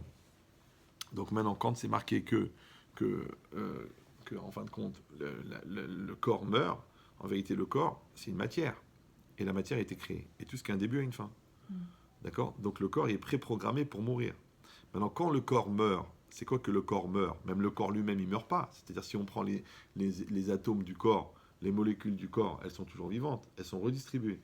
Donc, qu'est-ce qui meurt et qu'est-ce qui meurt? C'est l'association de ces éléments-là qui forment mon corps. Ouais. C'est pour ça qu'on dit Bechol Pirud Yeshmita. Et le Ramban, il dit dans chaque séparation, il y a une mort. Quand un homme et une femme ils sont mariés, quand ils se séparent, il y a une petite mort. Ouais. Une famille qui se détruit, il y a une petite mort. Une association qui se détruit, il y a une mort. Donc, c'est-à-dire, le piroud, même quand vous détachez la branche de l'arbre, elle meurt, parce qu'elle est détachée de sa source. C'est logique. Alors, si je dis que le corps, il est vivant jusqu'à ce qu'il meure, ouais, et que ce qui génère la vie chez lui, c'est l'âme, donc la mort, c'est quand l'âme prend une distance avec le corps. Voilà. Maintenant, le corps, c'est de la matière, mais il s'appelle matière vivante quand il contient la vie. Mais quand la vie le quitte, il devient matière tout court. Et la matière tout court, elle est morte. Ça va toujours? C'est comme si tu as un téléphone, mais il n'y a plus de chargeur dans le monde entier. Ton téléphone, il est mort. Tu dis, mais attendez, mais il faut juste le recharger. Et ben le corps, c'est un téléphone qu'on peut recharger un certain nombre de fois, et après, on ne peut plus le recharger. Tu n'as plus de chargeur. D'accord? Donc cette logique-là, c'est quoi? C'est que, en fait, la mort, ouais, c'est que la Neshama a quitté le corps. C'est comme ça qu'on pense. Mais en vérité, c'est faux. Parce qu'on a dit, c'est que la Neshama, elle donne l'énergie au corps. Mais si on se débrouille pour, en contenant la Neshama, d'arrêter de nourrir le corps, il y a aussi une mort. Vous me suivez? C'est comme une lampe. Vous savez, les lampes, là, les longues, les maglites, là, je sais pas quoi. Là. Les torches. Ouais. Pas les torches. Ouais, les torches. Ouais. Donc, vous avez une ampoule, vous avez des piles. Mais au milieu, il y a une toute petite pièce en métal comme ça qui fait le lien entre les 3 piles et l'ampoule. Et bien, les piles, en fin de compte, c'est la neshama. L'ampoule, c'est la lumière, c'est ce qui va éclairer. Et au milieu, il y a quoi? Il y a le psychique. Donc il y a le corps d'un côté, l'âme de l'autre, et au démarre. Mais si le psychique, il est absent, si le psychique, il est inopérant, si le psychique, il est pas conscient, l'âme n'est plus nourrie. Qu'est-ce qui provoque ça? Par exemple, la faute. Parce qu'on a dit, un adam choté, et l'emken nirtasbour warshtut. Un homme ne faute que si il est pris d'un vent de folie. Et ça s'appelle l'inconscience. Ça s'appelle le siada'at. Ça s'appelle la perte de contrôle. Ça s'appelle la perte de maîtrise. Ça s'appelle le manque de présence d'esprit. Quand ton esprit n'est pas présent, donc le lien avec ton âme est coupé, donc ton âme, ton corps n'est plus nourri par ton âme, et quand l'âme ne nourrit plus le corps meurt. Donc la faute, qui est une perte de conscience, génère la mort. C'est ça que c'est marqué, un homme ne meurt que s'il a fauté. Alors nous on regarde qu'à la fin le gars il est mort parce que de son vivant il a fauté. Non, en vérité c'est que chaque faute c'est une petite mort. Vous suivez? Chaque faute c'est une petite mort. Et la mort, elle provoque l'impureté. Maintenant l'impureté, chez nous, on les appelle les toxines. Parce que Touma, c'est les mêmes lettres que Atum. Et Atum c'est bouché. Et Touma c'est impureté. Donc la Touma, crée des impuretés qui bouchent les canaux existentiels. C'est pour ça que plus on faute, plus c'est dur de faire du bien. C'est pour ça que plus on ment, plus c'est dur de dire la vérité. D'accord? Plus on est radin, plus c'est dur d'être généreux. Parce qu'en fait, on cumule des toxines. Eux, ils appellent ça les mauvaises habitudes. D'accord? Les réflexes conditionnés. Mais en vérité, c'est ça. C'est cette énergie négative qui va empêcher l'énergie positive de passer. Alors maintenant, si c'est ça, hein, faudrait que je démarre le cours quand même, là, parce que... Donc si c'est ça, on peut comprendre qu'en fin de compte, la maladie, c'est le résultat d'un dérapage spirituel. Ça s'appelle en français sortir du derer. D'accord? Sortir. Ça s'appelle une dérive existentielle. C'est comme si c'est toi, tu dois être... Ils disent focus. C'est-à-dire en articulant le S, parce que sinon ça change complètement. Tu dois être focus sur ta femme. Maintenant, toi, hop, tu dérives sur une autre femme. T'as un problème. Ouais, toi, tu dois être focus sur ta famille. Ah non, tu mets toute ton énergie dans ton travail. Toi, tu dois être focus sur, je sais pas moi, ton bonheur. Non, qu'est-ce que tu fais? Tu te concentres sur ton malheur. Donc, ce qui fait, c'est que ton énergie, au lieu de suivre un flux naturel qui va te nourrir, il va y avoir une dérive du flux existentiel. Mais attention, parce que ce même flux qui nourrit ta joie, il nourrit ton angoisse aussi. Vous me suivez? Ouais. Donc si toi, tu n'es plus en maîtrise de ce flux-là, c'est ce même flux qui va te détruire. Parce que quand tu vois, par exemple, la mauvaise volonté que les gens mettent à rester triste, ou disons la bonne volonté qu'ils mettent à rester triste, tu te dis, bah, c'est dommage qu'ils n'ont pas mis cette bonne volonté dans la volonté de s'en sortir. Parce que c'est la même. Mais elle est puissante. Comme des gens qui te disent, tu dis, bon, écoutez, dites à votre fils qu'il écoute un cours, il veut rien entendre. Je comprends pas, il passe des heures à regarder des vidéos débiles sur Internet, il écoute des émissions soi-disant intellectuelles sur l'avenir du passé, d'accord? Bah alors, il peut écouter un cours? Non. Maintenant, ce côté irrationnel d'entêtement, il est significatif du fait que le Yetzirah existe. Parce que ça peut te faire. Il me dit, oui, vous comprenez, il est très éloigné. Je dis, mais il y a des goïms qui écoutent. Il ne peut pas être plus qu'un goy, plus éloigné qu'un goy, il ne peut pas. Et le goy, ça l'intéresse. Quoi, il est plus goy qu'un goy? Waouh, comment il a fait le gars? C'est dur. Ouais. Donc c'est quoi l'idée? C'est que non, c'est qu'il y a une mauvaise volonté. Mais c'est même pas une mauvaise volonté, parce que ça ne vient pas de lui. La preuve, c'est qu'après, il dit, là, j'aurais dû écouter avant. Donc ça veut dire qu'avant, c'était pas lui qui n'écoutait pas. Vous me suivez ou... Ouais. Donc ça veut dire qu'il y a une personne en lui qui n'est pas lui, qui est en train de vivre sa vie. Un corps étranger. Un ver solitaire. Ouais. qu'il n'est pas lui-même. Bah, c'est exactement pareil. C'est que tant que toi, tu n'as pas pris ce recul de dire, je ne suis pas en train de vivre ma vie, je ne prends pas de recul avec mon stress, du coup, je me rends malade, d'accord? Je sais que c'est pas bon pour moi, ce type de sucreries, mais je les mange quand même parce que c'est trop bon. Ouais. En quelle différence entre dire c'est trop bon ou dire j'arrive pas à me retenir ma colère, ou je sais que ça va me créer des problèmes, mais j'arrive pas à retenir les insultes. Bon, alors qu'est-ce que tu veux faire? C'est-à-dire jusqu'à quand tu veux être victime de ce que tu n'es pas? Puisque la preuve, c'est que quand tu fais attraper, tu dis ce n'était pas moi. C'était plus fort que moi. Donc jusqu'à quel âge on peut être victime du non-moi qui me demande à moi d'assumer que moi, je ne suis pas moi. Non, la phrase est longue, mais elle est simple. Il faut vous enlever les moi qui sont facteurs communs. Donc si c'est ça, à ce moment-là, hein, on peut comprendre qu'en fin de compte, la maladie, elle a deux fonctions. Soit, le alenu, le alechem, c'est une maladie mortelle, donc c'est la fin. Ouais. Soit, c'est un avertissement. Parce que, qui c'est qui a demandé? C'est Yaakov Avinu. Ouais. Il a prié, il a dit Hachem, c'est pas normal. Un homme, il est vivant, toujours en pleine forme, en bonne santé, 94 ans, paf, il éternue, il meurt.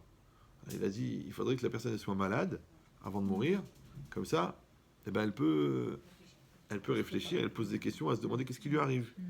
Oui, la différence entre la mort subite et la mort lente. Ne pas confondre avec la morbide, d'accord? Donc, qu'il y a un dérèglement gastro, d'accord? Mais que quand la personne... Alors d'ailleurs, Hachem, il a dit, bah, toi, Yaakov, on va commencer par toi. C'est lui le premier qui est tombé malade. Depuis la création du monde, c'est incroyable. Ouais.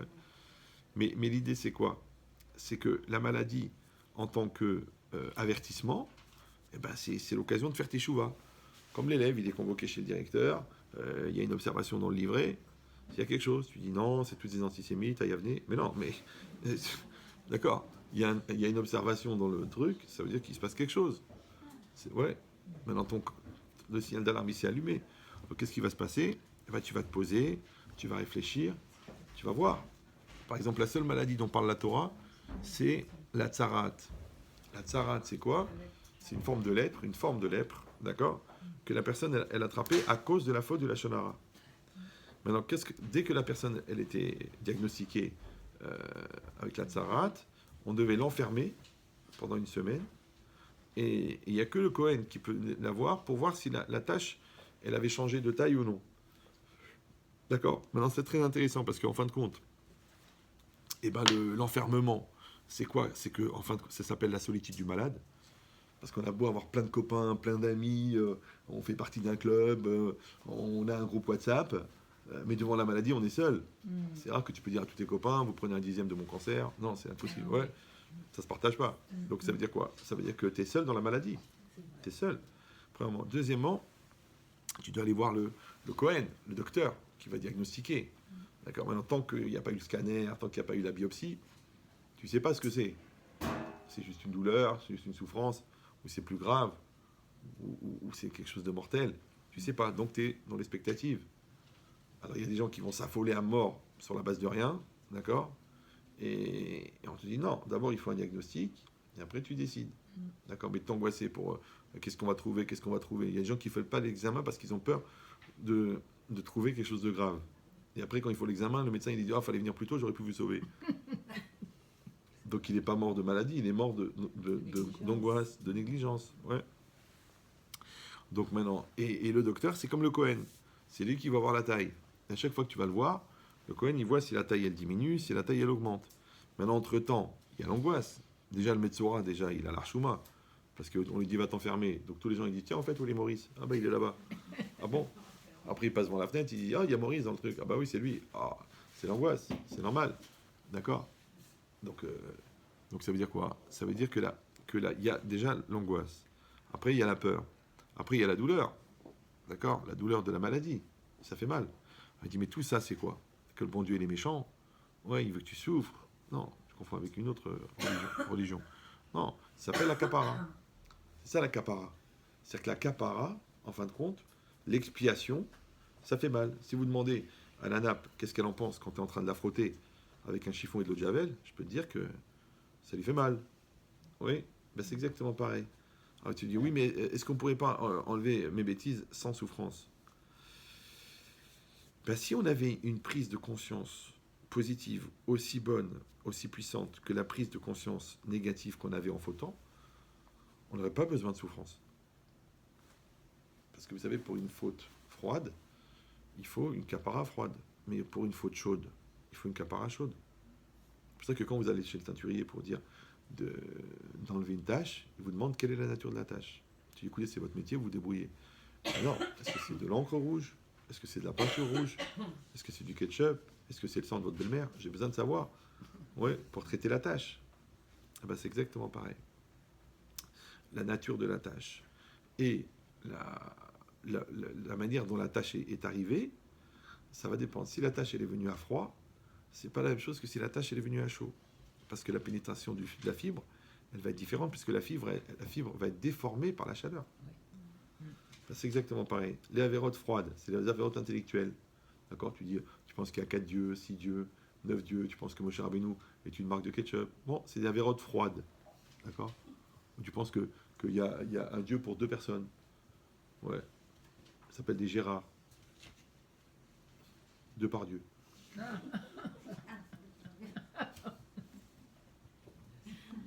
Vous avez un taux de réactivité qui est... Bon, pareil que c'est les grossesses. D'accord. Donc c'est quoi l'idée? D'accord. Donc c'est pour des avérotes froides. Tu fais une avéra, une teshuva froide. Bah, tu étudies la Torah, tu parles avec un rabbin intelligent, ça y est, il t'a démontré, ça prend 5 minutes. D'accord. Mais pour des avérotes chaudes, le genre d'avérotes qui n'ont pas besoin de chauffage, d'ailleurs on les appelle des quartiers chauds d'ailleurs. Ouais. Donc ça marche pas une avéra froide. Tu dis ouais, je pense qu'au niveau civil, au niveau civique, au niveau honnêteté intellectuelle, c'est pas bien d'avoir trompé ma femme. Non, ça marche pas ça. Il faut que tu pleures, tu crèves, tu souffres, il faut que tu aies mal partout. Parce qu'elle aussi, elle a eu mal partout. Donc, il faut une teshuva chaude pour des avérotes chaudes. Puisque la manière de nettoyer n'est pas la même. Voilà. Alors, donc ça veut dire quoi? Pour ça qu'on dit on a dit que la faute, c'est une façon de mourir, puisqu'on a dit que c'est la distance qui entretient entre toi et ton âme, ton corps et ton âme. C'est pour ça que les isurim, les souffrances, elles s'appellent mitaktana, une petite mort. D'accord? Maintenant, quand toi, tu prends ton parti, quand tu comprends ce qui t'arrive, quand tu l'acceptes, d'accord? Ben la capara, encore une fois, elle est différente de quand tu la refuses. Comme par exemple, les gens qui font de la musculation. Eux, ils organisent la capara, puisqu'ils en veulent partout. D'accord? Mais ils ont un intérêt à ça, c'est d'avoir des gros muscles. Quelqu'un qui réfléchit beaucoup, il a mal à la tête. Mais il a un intérêt, c'est qu'il devient intelligent. Donc, quand ta souffrance, entre guillemets, elle prend un sens, elle n'est plus fatigante. Comme tu t'esquintes, toi, à préparer la bar mitzvah à tes enfants, tu dis pas, ils m'ont tué. Tu dis non, c'est un bonheur. Donc tu vois que même la souffrance, quand elle devient sensée, c'est-à-dire quand elle contient un sens, elle perd sa dimension angoissante. À plus forte raison que ton bonheur, quand il prend un sens, qui va augmenter dans son intensité existentielle. Parce qu'il y a des gens qui vivent leur bonheur, mais sans lui donner de sens. Ils trouvent ça normal. Et seulement quand ils le perdent, qu'ils commencent à trouver ça manquant. Alors que si on était intelligent et qu'on était conscient du bonheur qu'on a, eh ben, ce bonheur-là, il nous nourrit. Parce que la conscience, c'est le lien que j'entretiens avec la réalité. Donc quand je suis conscient de mon bonheur me nourrit. Quand je suis inconscient de mon bonheur ne me nourrit pas. D'ailleurs, il y a une maladie comme ça. C'est des gens qui mangent, mais qui meurent de faim. C'est très spécial. Ils mangent 20 000 calories par jour, mais leur système digestif n'absorbe plus les vitamines. Donc quand ils vont aux toilettes, les 20 000 calories sont parties aux toilettes. Donc le gars, on lui fait une analyse de sang, il a 200 calories dans le corps. C'est pas possible, manger 20 000 par jour. Oui, mais il ne profitait pas. Et ben, c'est exactement pareil. Si quelqu'un ne profite pas de sa famille pour avoir des vitamines, ça rentre, ça sort. Et lui, il dit ouais, je ressens rien, j'ai aucun plaisir à vivre dans ma maison. C'est normal, ça rentre, ça sort. D'accord? Pareil, la religion. Tu peux être mitzvot anashim elumada, c'est-à-dire une machine. Tu allumes tes nérotes, tu prépares ton Shabbat, tu vas faire les courses au Galeries Lafayette samedi après-midi. Je comprends pas, je ressens pas la spiritualité, je me demande même si ça vaut la peine de continuer à être chômeur Shabbat. Mais c'est normal, ça rentre, ça sort. C'est-à-dire que tu ne tires pas profit de l'énergie incroyable qu'il y a à l'intérieur de la mitzvah. Parce elle te traverse. D'accord? Mais elle ne te nourrit pas. Alors que c'est l'inverse. Normalement, l'homme, il nourrit la femme elle nourrit le mari. Les deux, ils nourrissent le couple les nourrit. Eux, ils nourrissent leurs enfants, ils leur donnent des satisfactions, ça les nourrit. D'accord? La famille, elle nourrit les voisins ils sont nourris, ils font tchouva grâce à cette famille-là.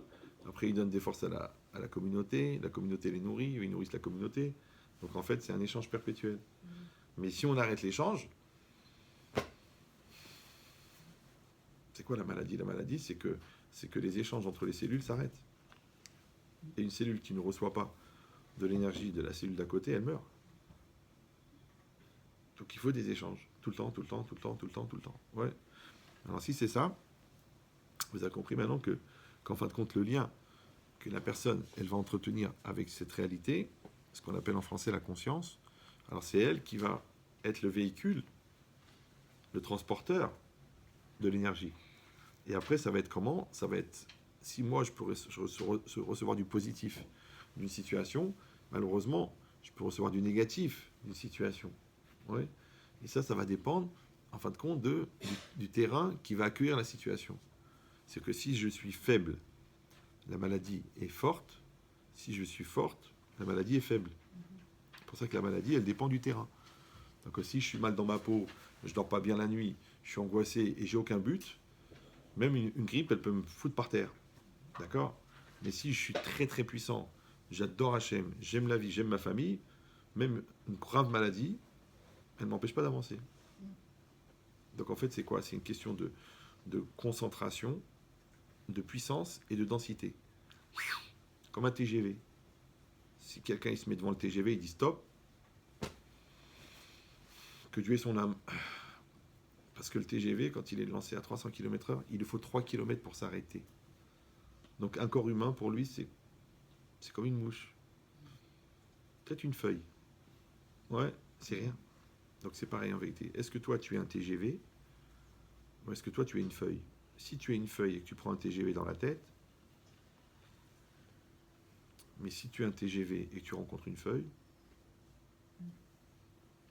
donc tout le problème, c'est quel est ton terrain. C'est pour ça que Rav Dessler, il dit, les médecins, ils soignent la maladie, mais la Torah, elle soigne le malade.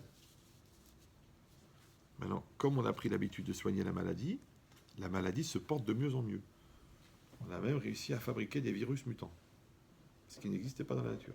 Ouais. Il y avait des petits virus sympathiques, mais nous, à force de prendre des antibiotiques, nos virus se sont adaptés aux antibiotiques. Du coup, maintenant, on a des virus que les antibiotiques n'arrivent pas à soigner. Qu'est-ce qui les a renforcés? C'est les antibiotiques. C'est compliqué, non? Alors, les gens, ils disent, bon, mais j'ai pris des médicaments pour me soigner. En fin de compte, c'est le médicament qui a fait que maintenant, la maladie me tue. Et dans tout, c'est pareil. Tu as un problème avec quelqu'un, tu as un problème avec ton mari. Tu vas, tu te confrontes, tu échanges, tu évolues, tu dis non, il n'y a pas, c'est comme ça, c'est pas comme ça, c'est comme ça, c'est pas comme ça. Maintenant, ils s'engueulent, ils s'énervent, la haine, l'avocat, le divorce. T'as rien fait. En fin de compte, tu l'as juste renforcé, parce que t'as pas su le prendre. Tu dis oui, mais c'est pas normal, c'est pas à moi de baisser la tête, ma mère n'a jamais baissé la tête. Ok, mais ton père s'est pendu, c'est vrai, d'accord. Mais, donc... c'est pas, non, c'est de l'humour. Mais si proche de la réalité. D'accord. Donc c'est ça l'idée. C'est qu'en fin de compte, je me plains de quelque chose, mais c'est moi qui le génère. Ouais, je dis oui, mes enfants, ils n'arrêtent pas de mentir, mais tu les stresses. Dès qu'ils disent la vérité, tu les déchires. Dès que tu entends un truc, tu les fracasses. Donc tu n'arrives pas à te retenir. Ben, comme tu n'arrives pas à te retenir, eux, ils se retiennent. Dans tout, c'est pareil. Tu mens, après tu dis ouais, personne ne me fait confiance. Je comprends pas, mais des fois, je dis la vérité. D'accord? Ouais, tu cries tout le temps. Tu dis oui, mais d'accord, mais pourquoi ils sont tous angoissés? Mais tu cries. Je dis, mais je crie pas tout le temps. Oui, mais eux, ils ont tout le temps peur. C'est-à-dire que si on regardait ce qu'on crée au lieu de regarder ce qu'on fait, on gagnerait du temps. Alors que nous, on est toujours en train de s'étonner. Attends, il n'y a pas que moi, tout retombe sur ma tête, ça veut dire c'est encore à cause de moi. C'est comme tu veux. C'est comme tu veux. tu peux continuer à penser que c'est à cause des autres. Tu vas quand même te demander à la fin comment ça se fait que ça t'arrive à toi, parce que c'est à cause des autres. Il y a un vrai problème de livraison là-haut, au niveau du DHL. Ouais. Il dit non. L'idée, c'est ça. C'est que la personne, elle va réfléchir. Elle va prendre le temps et elle va se demander. D'accord? Elle va parler avec un médecin, avec un homéopathe, avec un ostéopathe, avec un nutritionniste. Elle va parler. Elle va voir. Elle va dire, écoutez, dites-moi ce que vous mangez. Ah ben voilà, c'est très simple. Et, combien de temps vous dormez? Ah ben c'est très simple. Est-ce que vous avez un métier stressant? Ah ben c'est très simple. Est-ce que vous avez des bonnes relations avec votre entourage? Ah ben c'est très simple. C'est-à-dire qu'en fin de compte, on a une chance extraordinaire, c'est qu'il y a une espèce de lien mécanique entre la cause et la conséquence. C'est déjà gentil. Imagine, il n'y aura aucun sens. Ouais. Mais même ça, on est en mal de l'accepter. Ça veut dire que quelqu'un qui n'est pas dans ce qu'on appelle un mabat moussari, une vision morale, et qui n'a pas cette religiosité qui est nécessaire, indispensable, et je dirais même pour des gens pas religieux, ce qu'on appelle la capacité à se remettre en cause, elle va souffrir. Elle va souffrir. Parce qu'elle ne prend pas le recul. Ça veut dire qu'elle ne veut pas faire le diagnostic de la problématique. Il faut faire le diagnostic. Tu analyses une relation, tu analyses ta vie, tu analyses ton vécu, tu le fais. Ben, c'est ce qu'on appelle en hébreu la teshuva. C'est ça la teshuva. Je crois la teshuva, ça y est, maintenant tu vas te mettre des jupes longues, tu vas te mettre une perruque. Ça c'est normal, ça, puisque tu es juive a priori, d'accord? Mais à part ça, tu te remets en cause, à part ça, tu changes tes comportements, à part ça, tu changes tes attitudes, à part ça, tu réfléchis un peu à ta vie, tu prends du recul, la relation que tu entretiens avec tes gens, avec tes proches, combien tu te connais toi-même, combien tu maîtrises tes peurs. Tu fais ce travail-là. Si tu ne le fais pas, bah tu vas continuer à être victime de ton ignorance personnelle. Et c'est pas une punition. C'est des gens qui disent c'est cruel, la Torah elle est dure, les rabbins ils sont culpabilisants. Mais oublie, c'est la vie ça. C'est la maturité, c'est normal. Alors si tu te sens mal d'être mature, bon, bah, jusqu'à quel âge on peut rester dans le berceau? Le parc pour enfants à 38 ans, ça n'a pas de sens. Donc tu fais l'inverse. La chouve, teshuva. Mais c'est quoi la chouve? C'est revenir. Ouais, c'est revenir. Mais chouva, c'est les mêmes lettres que boucha. Et c'est quoi boucha? C'est la honte. C'est quoi la honte? La honte, c'est le mal-être généré par la distance entre ce que je suis et ce que je devrais être. Ou entre ce que je suis et ce que je montre. On appelle en français être mis à nu. Donc quand je suis mis à nu, j'ai honte, j'ai la boucha. D'accord? En fait, la boucha, la honte, c'est en même temps le décapsuleur de la tchouva, mais en même temps, ce qui empêche la tchouva. Ah bah oui. Parce que pourquoi la personne ne fait pas de tchouva? Parce qu'elle a honte. Parce que ses copines vont lui dire, ah ça y est, t'es devenue religieuse, qu'est-ce qui t'arrive? Je comprends pas, ça te va bien d'être toute nue. J'arrive plus. Ah, ouais, c'est pareil, toi. Pourquoi tu fais Shabbat? T'as l'air de quoi? T'as honte? Les gens, ils font pas de tchouva parce qu'ils ont honte. Les gens, ils font pas de tchouva parce qu'ils ont honte de se remettre en cause. Et les gens, ils demandent pas pardon parce qu'ils ont honte. Ils ont l'impression de se rabaisser. Quelqu'un, il se confronte pas parce qu'il a honte de donner l'impression que c'est pas lui ou pas elle le patron. Mais ça va te tuer, cette lourdeur-là. Parce que ce que tu appelles, toi, de la personnalité, en fait, c'est de la psychorigidité. Il te manque cette fluidité-là. D'accord? Alors, de la même manière que tu es entêté par rapport à l'autre, tu vas être entêté par rapport à tes comportements. Tu vas être entêté par rapport à tes attitudes. Ouais. Donc, ton rapport avec la bouffe, ton rapport avec le temps, ton rapport avec le travail, ton rapport avec la solution. Tu ne peux pas envisager la solution puisque tu es paralysé par le problème. Et ça, c'est un problème de remise en cause. Ça, tu peux pas changer d'angle pour dire attends, mais il y a peut-être une autre lecture. Tu n'arrives pas à le faire. Tu peux pas. Parce que toi, tu es comme une mouche dans un verre. Tu pousses, alors que tu ne trouves pas l'ouverture, mais tout le bas du verre, il est ouvert. Peut-être tu t'entêtes vers le haut. Donc, cette logique-là, que la personne, quand elle fait tchouva, en vérité, c'est parce qu'elle a lutté contre la honte, ouais, générée par la tchouva. D'accord? Et d'un autre côté aussi, Oui, quand elle fait tchouva, c'est grâce à la honte qu'elle a de ne pas être ce qu'elle est censée être. Parce que j'ai honte. J'ai honte devant Hachem de ne pas faire ce qu'il... Hachem, il me donne 1 million de bontés, ouais, et moi, je ne lui donne même pas ce qu'il m'a demandé. Il m'a demandé des mitzvot, et moi je fais, ah non, c'est trop, c'est compliqué, c'est difficile, Shabbat ça tombe samedi, la sniout c'est difficile en été, la tête couverte ça me fait des urticaires, la cache-route, je supporte pas au niveau gastro le manger cachère. Dis-moi, mais chaque chose, t'as une explication? T'es quoi, t'es une Goya qui est née dans un corps juif ou quoi? C'est quoi cette erreur? C'est pas normal que tu sois pas adapté. T'es juif, non? Comment ça se fait que t'es pas adapté? Parce que chaque chose, c'est un problème. Alors bizarrement, avec tout le reste, ça marche très bien. Mais avec la religion, tu bloques. Donc ça veut dire que ta neshama qui ne se nourrit que de religion, ouais, elle se trouve en anorexie. Tu la vois comme ça.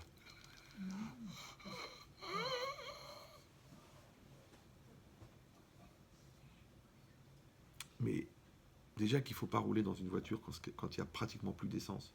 Parce que tu vas tuer le moteur. Alors tu crois que tu peux vivre avec pratiquement plus de spiritualité dans ta vie? Tu les vois les gens, ils viennent chez toi. Ah mais chérie, mon couple, ah ça va plus là, je vous en prie, vous êtes la dernière chance. Je dis mais pourquoi tu viens au bout de 17 ans?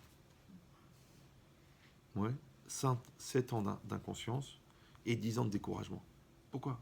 Pourquoi tu attends qu'il n'y a plus de patience, plus d'amour, plus de confiance, plus rien pour dire qu'est-ce que la Torah a prévu? La Torah elle a prévu le Kaddish, Baba, c'est ce que je te dis. Viens chez moi quand tout va bien et dis-moi comment on fait pour améliorer. Viens chez moi quand tout va bien pour me dire comment on peut maintenir ce bien-être. Mais ne viens pas chez moi quand c'est foutu. Parce que les gens, ils viennent quand ils supportent plus rien. Quand l'autre n'a plus de patience. Quand l'autre lui a dit c'est terminé. Quand l'autre c'est fini, paf, il se réveille. S'il a d'alarme. Mais c'est pas possible. Il faut être un peu malin. Il faut être un peu intelligent. D'accord? De se réveiller avant. C'est pareil, la santé. La santé, qu'est-ce que t'attends, toi? D'être malade pour faire attention à ce que tu manges? Qu'est-ce que t'attends? D'être malade, d'être malade pour te demander qu'est-ce que tu dois changer dans ta vie? De faire 2 arrêts cardiaques pour te demander si ton rythme de travail il n'est pas trop stressant. Ils sont bizarres les gens, ouais. Elle dit oui, mais en français ça s'appelle l'hygiène de vie. Une hygiène de vie. Comme tu as une hygiène mentale, bah, tu as une hygiène spirituelle. D'accord? Maintenant, si tu es un Ben Israël, tu es une Bat Israël, tu dois faire ton bilan médico-spirituel. Où j'en suis? C'est pour ça qu'il y a Rosh Hashanah, c'est pour ça qu'il y a Kippour, c'est pour ça qu'il y a Sukkot, c'est pour ça qu'il y a Shabbat tous les Shabbats. C'est quoi Shabbat? Shabbat, c'est que on dit mi sheichin berev Shabbat yochal be Shabbat. Celui qui a préparé la veille de Shabbat, il mange le Shabbat. Donc en fait, le Shabbat, tu récoltes tous les résultats de la semaine.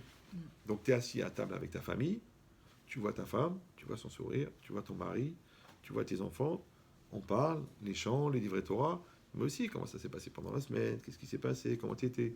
Après tu prends ton fils, tu vas te balader avec lui, il te raconte ta vie, tu racontes la tienne, après tu parles avec ta fille, ma fille t'a grandi, ça te va bien, elle est bien, c'est duc, mais attention, tu vas attraper froid, elle est très courte, d'accord? Ouais. Donc tu fais des échanges. Mais si tu es tout le temps pris 7, 7, 7, 7, 7, 7, parce que maintenant que ta société est rentrée en bourse, tu travailles le jour, la nuit, plus la coke, pour essayer de tenir. Parce que c'est normal, tu es responsable. Maintenant, tu as quand même des actionnaires qui comptent sur toi. D'accord? Mais qui crèvent les actionnaires parce que tu es en train de perdre ta famille. Ouais. Et si tu fais un AVC, ils vont faire quoi avec leurs actions? Ouais. C'est bizarre que les gens, ils n'ont pas de. Ouais, ils ont pas ce bon sens de prendre le recul pour dire attention, c'est ma vie qui est en train de passer. Ben, c'est ça. Tous ces rendez-vous que le bon Dieu il t'a donné, quand il t'a dit viens à Rosh Hashanah, vas-y, réfléchis, c'est Elul, cherche le Hametz, cherche la matérialité, cherche la Gava dans ta vie. Après, fais une révolution en toi, change parce que c'est Purim, d'accord? Et regarde que toi aussi tu es un arbre des champs parce que c'est tout Bishvat. Donc, tout ça, c'est un calendrier. Après, quand la Torah elle t'a dit ne haïs pas, mais tu te rends compte de combien de maladies on t'a soigné en t'enlevant la haine? Quand la Torah dit ne vole pas, tu te rends compte de combien de maladies on t'a soigné, que toi tu étais convaincu que ton bien il est chez l'autre? Quand la Torah dit ne regarde pas la femme du voisin, tu te rends compte de combien de maladies on t'a soigné, que toi tu dénigres ce que tu as parce que tu rêves, tu convoites ce que tu n'as pas.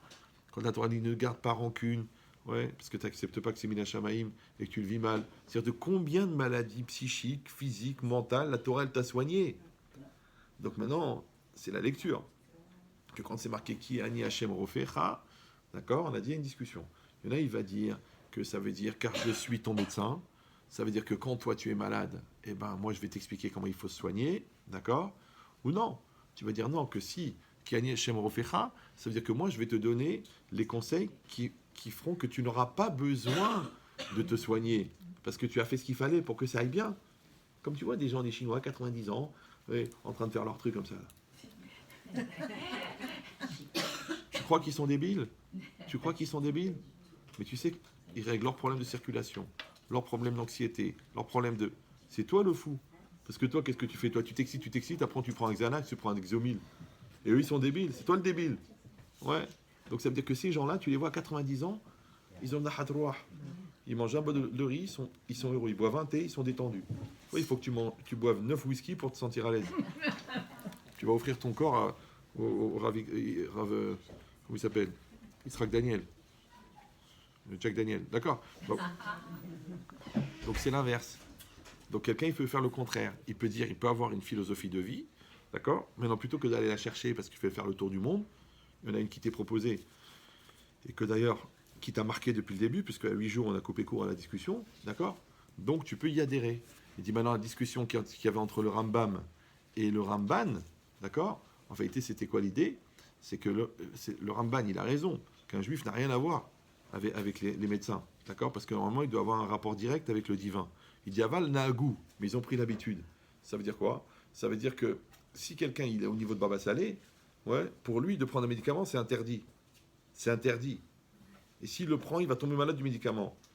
Mais si quelqu'un n'est pas au niveau de Baba Salé, c'est-à-dire nous tous, d'accord? Donc nous, au contraire, nous, on doit prendre le médicament, mais seulement qu'on doit dire, Yiratson, que Hachem il fasse que ces médicaments, ils nous soignent.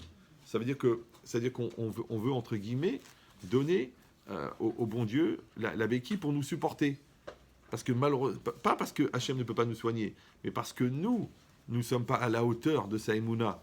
La preuve, c'est que quand il n'y a plus rien à faire, quand le médecin dit, écoutez monsieur, il n'y a plus rien, reprenez votre maman à la maison, c'est foutu. Et que la personne, elle refuse, elle prie, elle fait de la zaka, elle fait la truc, et le médecin, il la rencontre, après il dit, c'est pas possible, je crois pas, elle était sur le lit de mort. Il la voit en train de faire les courses au marché. Il dit, oui, mais après, quand on a fini avec la médication, on a commencé avec la teshuva. Baruch Habba Bekom, d'accord?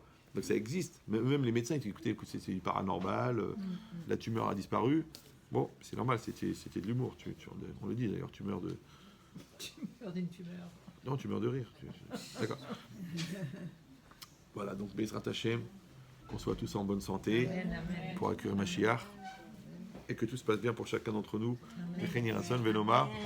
Amen. On va juste demander les fois chez les mains pour tous les malades et en particulier pour Chaya Bat Miriam, pour Simcha Bat Felecha, Esther Bat Felecha. Amen. Je vais lire tout ça là.